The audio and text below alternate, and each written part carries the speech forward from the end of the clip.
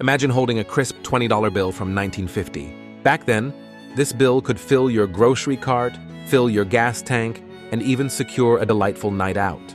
Fast forward to today, and that same $20 bill has transformed into a value of around $250 due to inflation. So what exactly is inflation? Simply put, it's the gradual rise in prices that occurs as money loses its purchasing power. After World War II, our economy boomed. With more jobs and rising wages, people spent more, causing prices to go up as demand surged. Goods that once cost just a few dollars now have much higher price tags. To tackle inflation, the Federal Reserve monitors it closely. They adjust interest rates to keep our economy stable. Understanding inflation is crucial. It helps us save wisely, budget effectively, and plan for our financial future.